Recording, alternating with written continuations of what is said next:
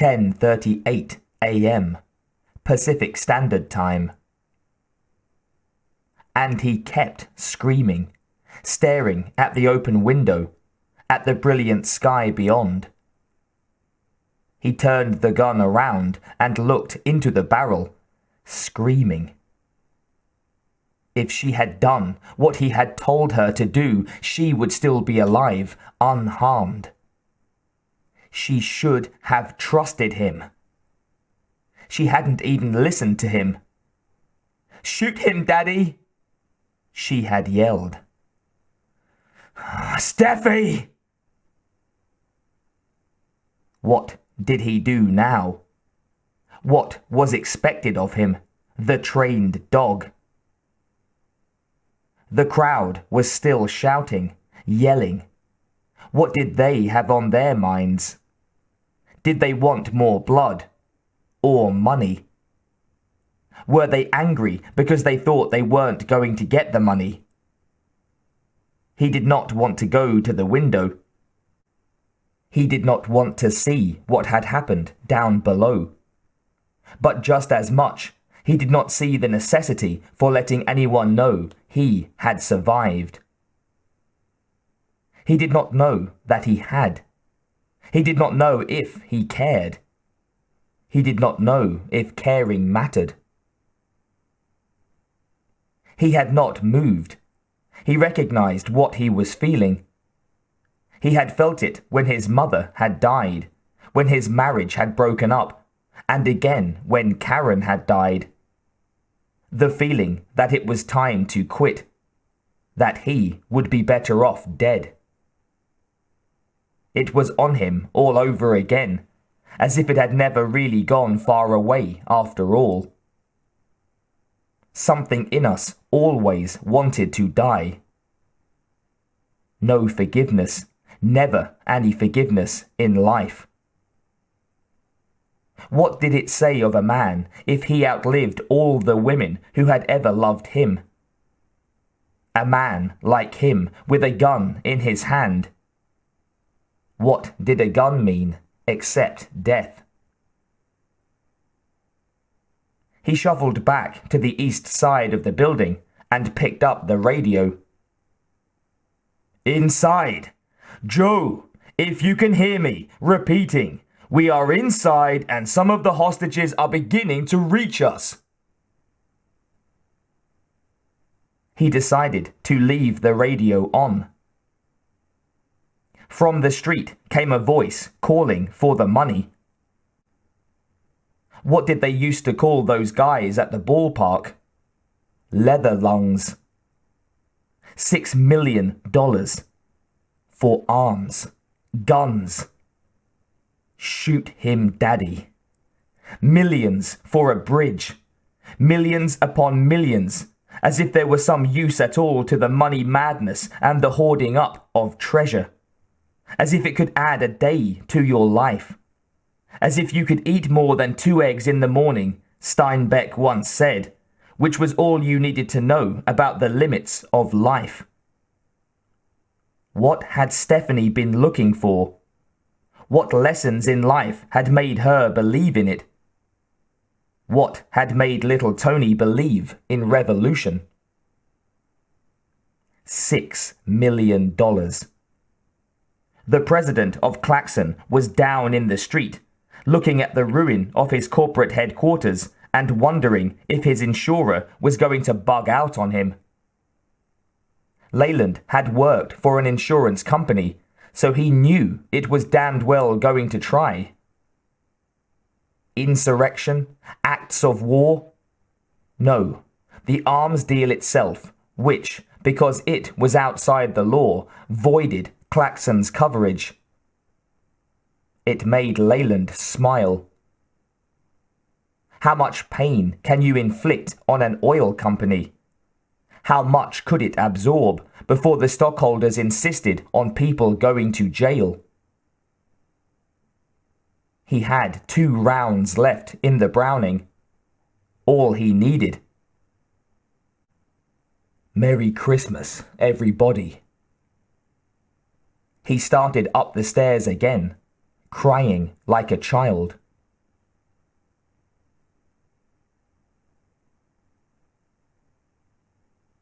In her childhood, he and Steffi played checkers and Monopoly. She'd been born at the start of the war, and he had seen little of her the first 4 years of her life. One separation lasting almost 2 years. When he came home, he and Karen tried to make it up to her, sensing that she had been damaged by the war as much as them, but in ways no one could see. They tried to make it up to her. What you don't know in all your worry and concern is that later in your life, the memories that matter most are of ordinary life. Checkers and Monopoly. Their relationship had fallen apart again while he'd been drinking, but when she had come to recognize that he'd stopped for good, it had grown better. He hadn't liked her husband, Gennaro. She would be alive now if he'd surrendered and functioned as an observer or made his way out of the building to call the police. No, he couldn't be sure. He couldn't remember why he had done so many things through the night. In all, it would have been better for him if he had missed the plane in St. Louis. The accident outside the airport could have stopped him. It would have if he had surrendered to fate. No, he had pulled a gun to keep to his schedule. He should have paid attention to what something had been trying to tell him. It was as if he had been rushing to see his daughter die. Any cop would tell you, sooner or later, you were aware of every mistake you had ever made. He had made mistakes under pressure all his life. The mistakes were as much a part of human nature as the situations that created them. Maybe little Tony had had time to realize what he had done wrong. Tony had known about the gun behind Leland's neck, but had died anyway. It was Steffi who had made it possible for Leland to put one bullet after another into him. She had been sorry for what had happened to her father. She had held herself responsible. No one had thought of that. Leland didn't know what would have happened if he had gone for a headshot. He might have hit her. If she had gotten clear, Leland would have tried to empty the Browning into Tony. It might have worked. It might have killed Leland in the process, but that would have been better than this.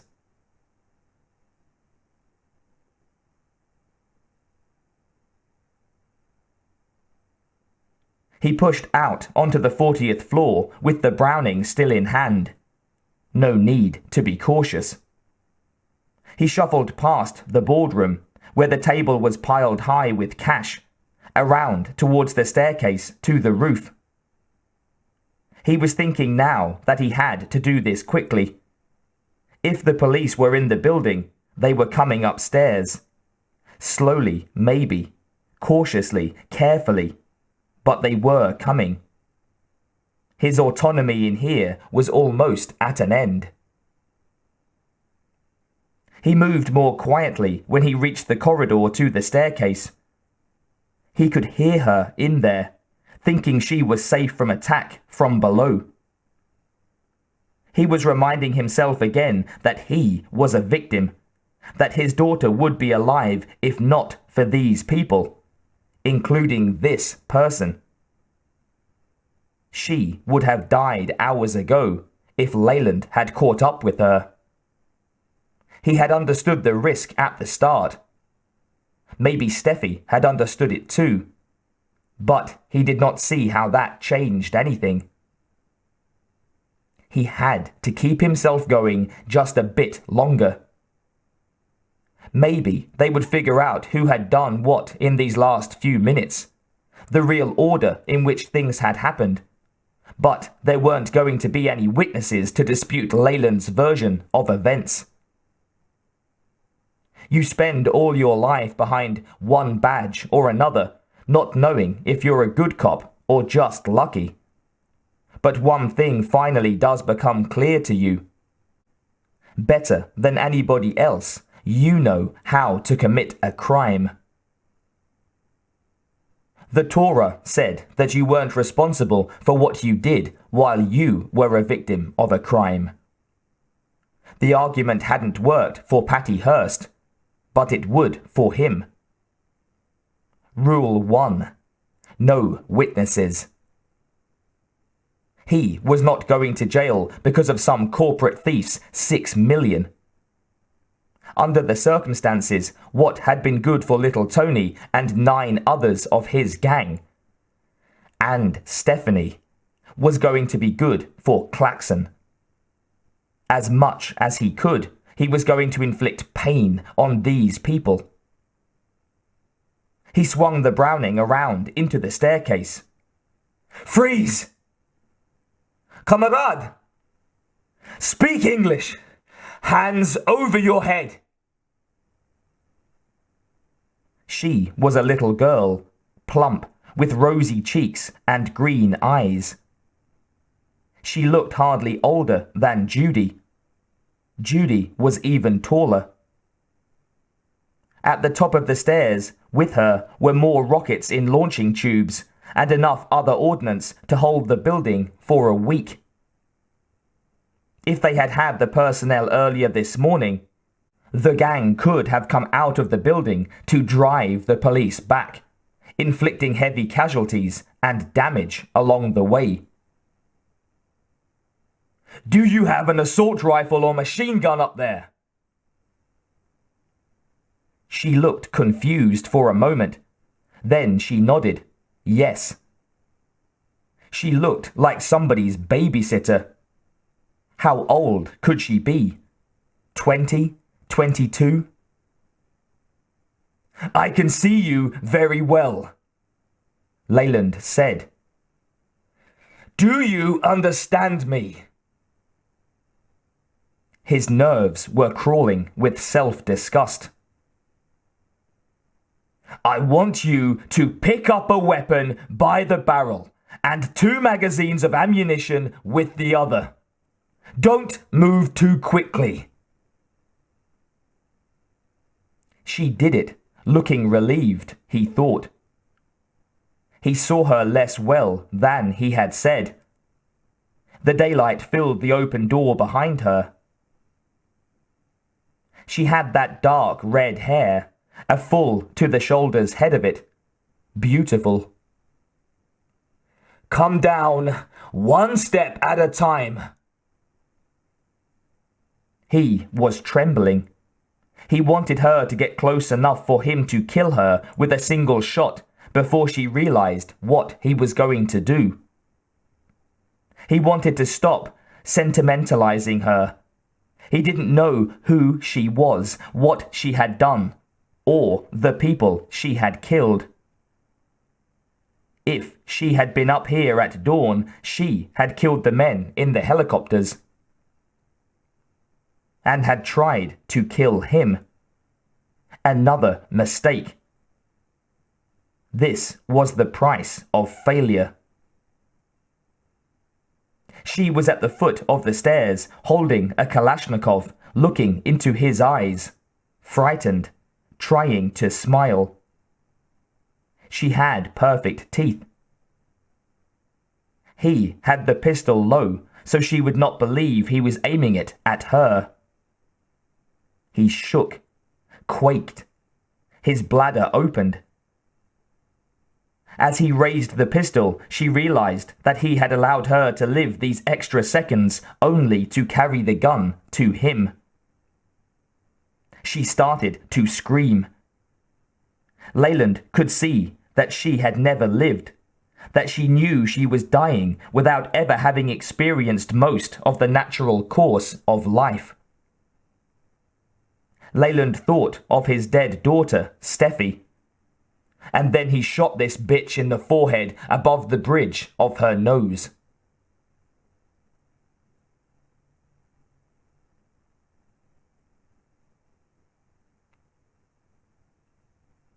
Nothing on the radio. No shooting down below. There was more than just the 6 million on the table. Documents, correspondence, internal memoranda, some of it bearing Steffi's initials. An SG that looked like a flower.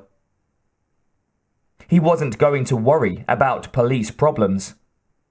He wasn't going to worry about anything. It would be interesting to see if somebody tried to shoot him when the money started flying out over the city. Would the cops automatically assume that he was one of the gang? Or would that just be the story they gave out? The question of who was right and who was wrong was more a matter of point of view than anything else.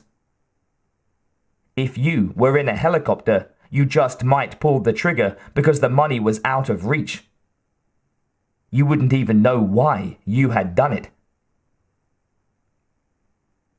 He had to get a chair on casters, and even then he would have to make 2 trips to the open window, past the mutilated rivers and the kid with the broken neck. Up here, Leland was the only one left alive. 10s, 20s, and 50s as well as hundreds, all banded and initialed by unknown Santiago tellers. After a job like this, if you had any brains, you shot them too. Leland was going to have to tear the bands off scores of packets of bills.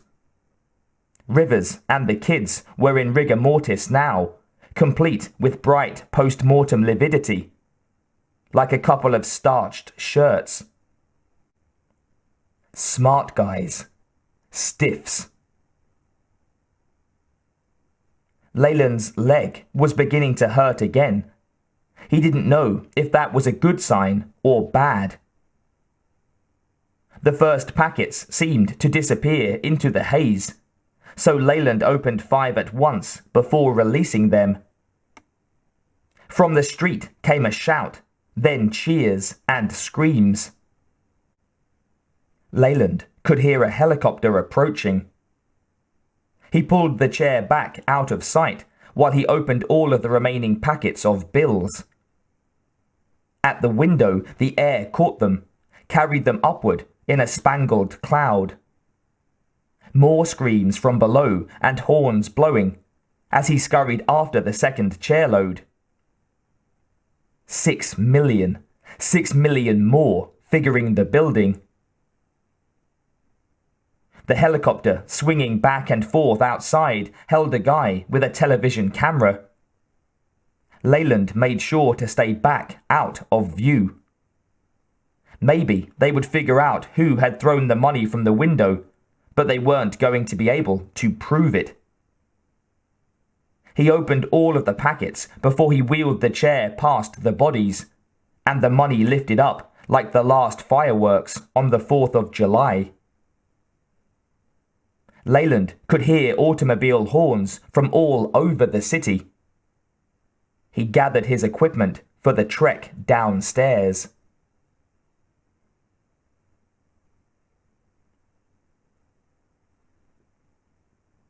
On the 39th floor, he loaded the Kalashnikov and stepped out among the computers.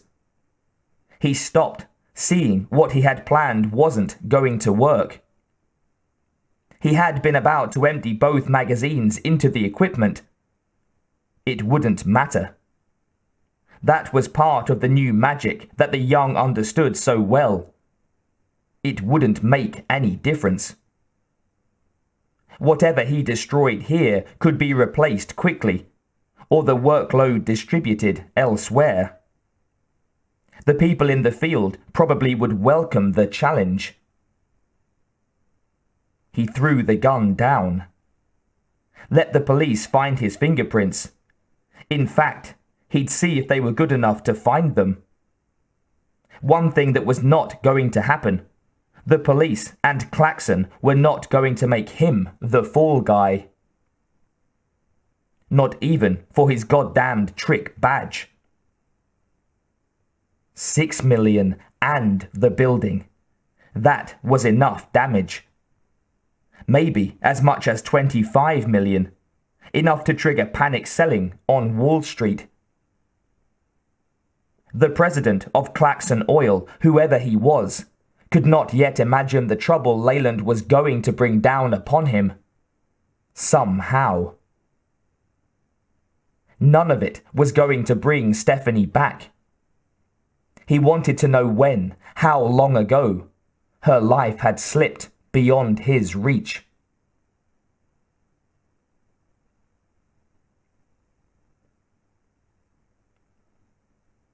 He turned the radio volume up.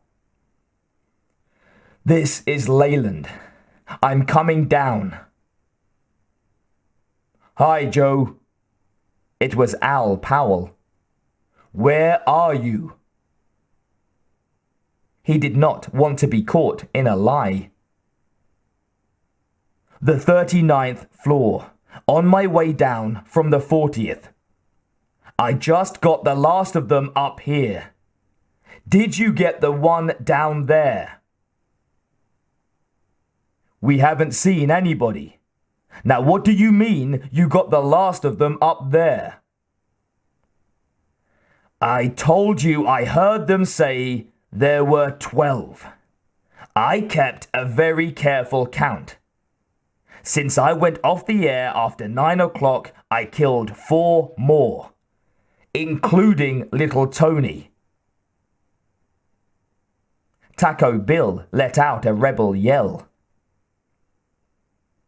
"We saw 2, Al said. They landed on a black and white." "No. One of those was little Tony. The other, whom he killed, is my daughter, Stephanie Leland Gennaro." "Take it easy, Joe." "No, I want to get this straight. I killed 3 others besides him, 2 men and a woman.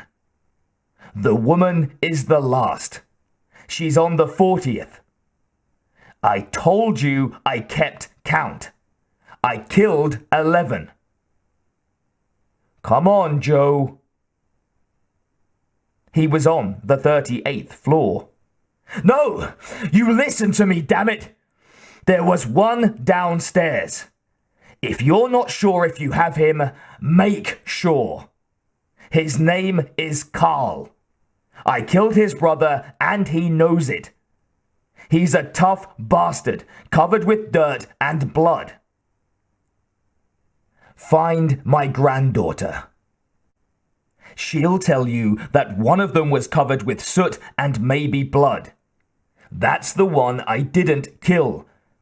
Do you understand? I didn't get anyone like that." "Joe, why don't you sit down and wait until we get to you? If the roof is clear, as you say, then we'll be able to put men on it." "I have 1 shot left. This guy has been listening to us right along. How far up into the building are you?"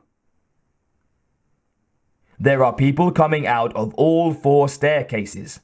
We have only your word that you have as many as you say, or that there were 12 to start with."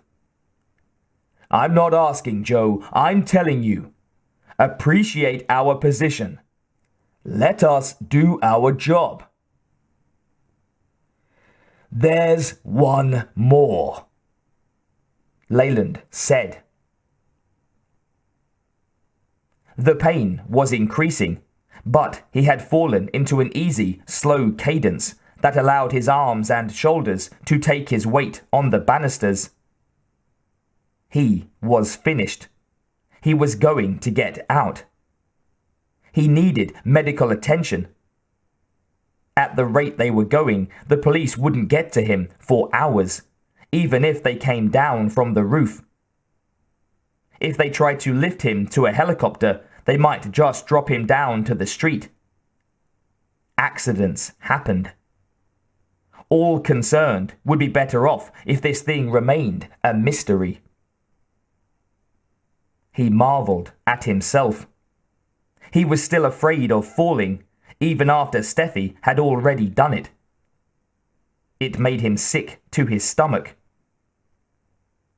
He had one shot left with Carl on the loose and the police afraid to come up into the building. It was as if people wanted him to die. Certainly the president of Claxon Oil. After this night, the list was longer than ever.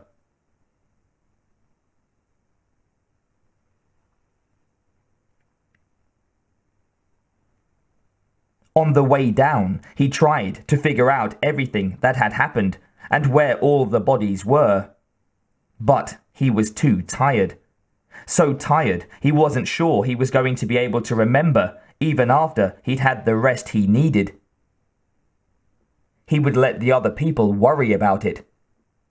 He was going to get some sleep. He wasn't going to think. He would answer questions later.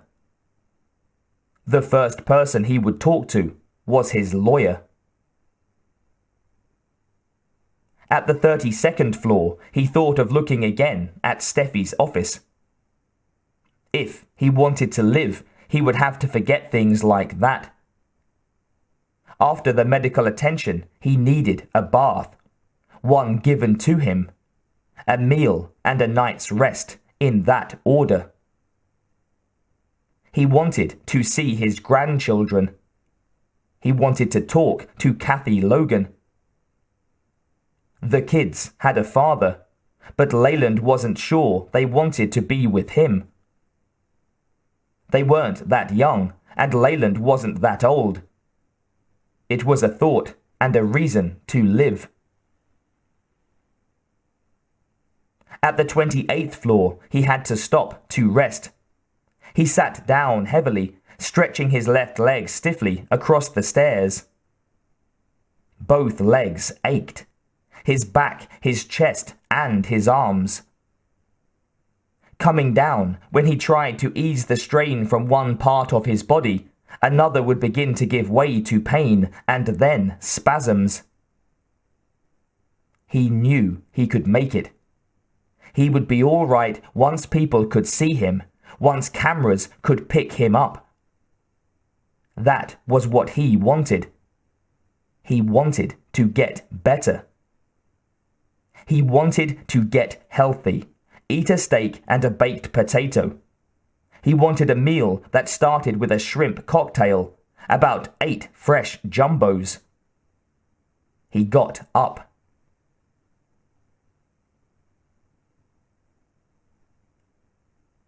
He had to stop again at the 22nd floor, and this time he threw himself back on the stairs to ease the cramps in the muscles all around his ribcage. Terra incognita. He kept thinking of the officers and labyrinths outside the staircases, the self-important little bastions of clerical territoriality.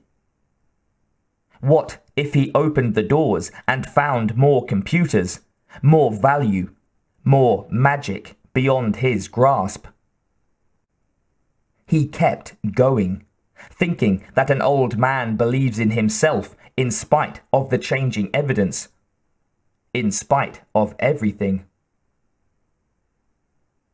On the 19th floor, they started to hail him on the radio again, and he turned them off until he passed what he thought could be a danger zone. He was thinking of where his chair bomb had hit the elevator.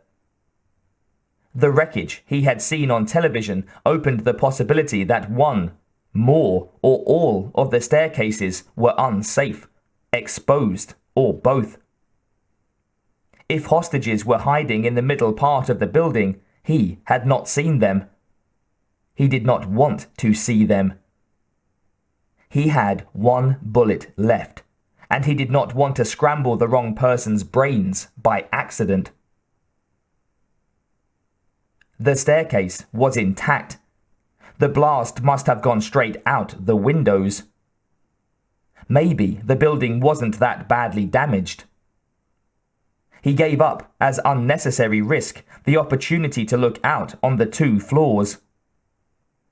Carl had not established that he had an imagination, but how much imagination did it take to stake out the floors about which Leland would be most curious? At 15, he rested again. This time, he went out onto the floor. Some ceiling panels were down, windows broken, but otherwise it looked like every other office waiting for Monday morning. He sat on a desk, pushed his weight back so that his thighs were supported, then lay back. He had to wipe the grime off the face of his watch in order to read it. Almost noon, if it was accurate. He thought of staying where he was. He had to get down to the ground floor. His daughter was dead. Her children were alone. He couldn't stop. You don't stop, ever, no matter what. He was barely able to get up. His muscles shook so much he felt as if he were being raised by a bumper jack. The sun was so high now that the light pouring through the windows was pearl-colored. Who was going to clean out his daughter's room? He had taken care of both his parents, and perhaps God had spared him Karen. But he did not want to do it for Stephanie. He did not want to intrude on her privacy. Karen would not have wanted it. He was on his feet, moving. Bill, can you let me talk to Kathy? Sure, man. Anything you want. Joe, are you all right? Do you know what happened? Yes.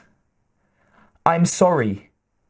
If I can help in any way, please let me. I've got all of them but one.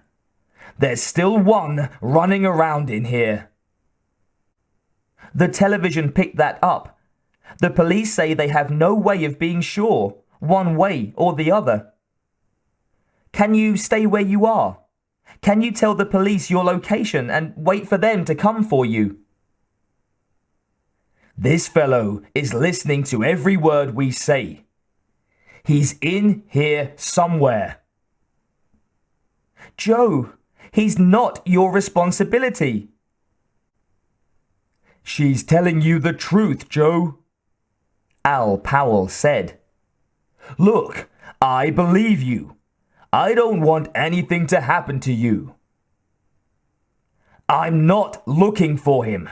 I'm trying to get out of here. Please, Joe. It was like living your life for nothing. What was left? Everything he and Karen had worked for, everything they had planned, and all that had survived the disaster they had made together, was gone. It was just history and the passage of time. He pressed the talk button. What else is happening? What are they showing on television? The streets of Los Angeles are just jammed with cars, Kathy said. People are trying to follow the money, which is blowing east. The building is between Beverly Hills and the direction the money is taking, and people in their Rolls Royces can't get around the jam. If you caused all of that after what you've been through, if you were the one throwing the money out of the window, I'll love you forever. I don't know anything about money. I never saw any money. Do you want me to come up there? I'm going to get into the right hospital. Try to get some rest. I want everything to slow down. I'll be watching for you, she said. He had forgotten that television would be downstairs too. Something made him feel a start of fear. He didn't know what it was. Now Al Powell broke in. Joe, let me have a word with you. We have people coming down in 2s and 3s, reporting that there are people up there too exhausted or frightened to move. We have about 40 down here now, but no sign of your grandchildren. On the basis of what you've been saying, Captain Robinson has devised a plan. We're sending teams of officers up all the staircases. These men are heavily armed. As they get to each floor, they're going to say so, and then radio that information to me. I'll relay it to you. You don't have to give us your location. When the officers are near you, sit down on the stairs and put your hands on your head. We'll get you down, I promise. I promise you, partner. It took another 40 minutes. They were being very cautious. He was on the 6th floor when he heard their voices and the scraping of their shoes. He sat down, put his hands on his head, and announced his presence.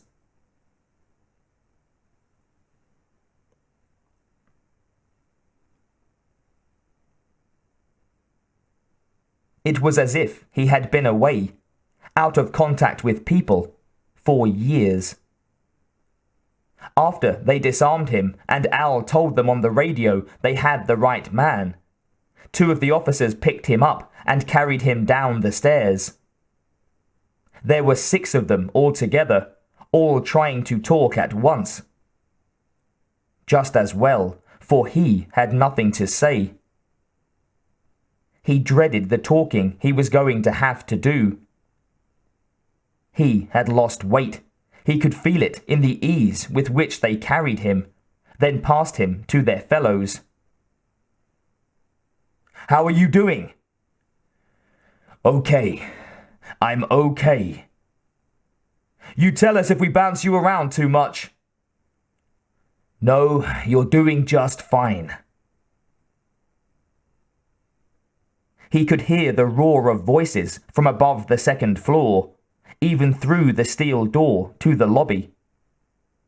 He muttered something, and the officer bearing him on the right said that he might as well get used to it. Here he is! Here he is! Get back! The door opened on a wall of people, police, cameramen, and reporters, all shouting at him, pushing each other. The light was so bright that he was temporarily blinded. A doctor started cutting at the left leg of his pants. He could see a stretcher at his feet. I want to stand a while. How do you feel? A female reporter asked. Did you really kill them all? Where's Al Powell? Right here. He was standing back 6 feet, his hand on the butt of his .38, his eyes searching above the heads of the crowd. Leland smiled. You look better on television. I'll remember that.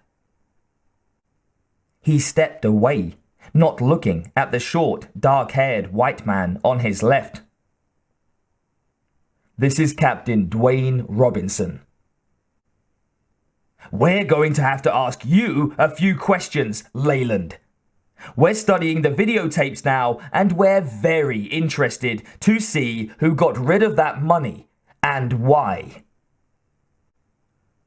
Leland saw Powell shake his head. The tapes showed nothing. I'm not answering any questions without the advice of a lawyer, Leland said. And I think his first advice would be that I get medical attention. Let us talk to him, a dark-haired, mustachioed reporter said. Leland recognized what was happening with the first sound, to his left, at the door to the northeast staircase. He wanted to get to the floor, but Robinson was blocking him, pushing him back against the wall. Carl shouted and opened fire on the reporters, whose screams and shrieks as they fell almost obscured the sound of the Kalashnikov. It was like looking in the mirror. Carl was covered with dirt and blood. He wanted to kill them all. It was another kind of madness, like the greed that had brought this down on them. Carl was not going to be satisfied until somebody stopped him. Not even Stephanie had been able to stop Leland. Not even Stephanie's death. Now Carl found Leland. It was exactly like looking in the mirror. Carl could see no one but Leland. Leland knew it. Robinson had his gun out, but he never got off a round. Carl shot first. As Al Powell grabbed Robinson's shoulder and pulled him into Carl's line of fire. There was a ferocity to Powell's expression that Leland would not have imagined from what he had just seen upstairs on television. Robinson backed and fell against Leland, who felt himself being hit again in the thigh, high up. Before the shock and the weight of Robinson's body knocked him down, Leland saw Powell take careful aim, and with 2 clean shots, tear off the top of Carl's head in a sheet of brains and blood. Leland tried to pull himself out from under Robinson. With 2 hands, Powell rolled Robinson's body away.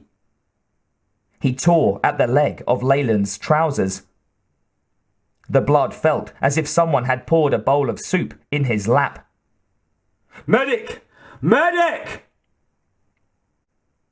The doctor was lying dead beside Leland and Robinson. People were just stirring from where they had thrown themselves around the lobby. People started shouting. "Give me that fucking belt," Powell said, pulling it loose. "You're not going to die on me. Not now." He lashed the belt tightly around Leland's thigh. "I liked the way you ducked behind Robinson." Leland stared. "He died a hero," Powell said, "and don't you forget it."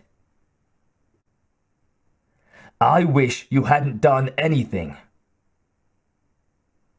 Powell looked at him. "I know, but nobody should think that about himself, especially not the guy I'm counting on as my partner." "Robinson made a mistake," Leland said aloud, but to himself. "He gave his life for you," Powell said. "That's the only way to look at it. You're not bleeding anymore. You're going to live." "You're a hell of a good cop," Leland said. "Next to you, I'm no kind of cop at all." Now he was crying. Cops crowded over him, craning for a look. A bottle of plasma was being set up. A new face appeared. "Don't let go of that belt, kid." "Sergeant," Powell said. "Sergeant, I'm sorry. That's exactly right. Don't let go." You take it easy, Powell said to Leland. You have years of living ahead of you. Leland had no answer. He wanted to say something, but found himself suddenly unwilling to think. He realized he could let everything go. He could let himself drift. He felt the whole long life he had already lived recede deeper into his memory. He was being picked up, rolled quickly towards the door. Somebody was holding the plasma, running alongside him with Powell. Powell smiled, the same man who had just looked so ferocious. Leland closed his eyes. Now, and for a little while longer, he was going to think of flying.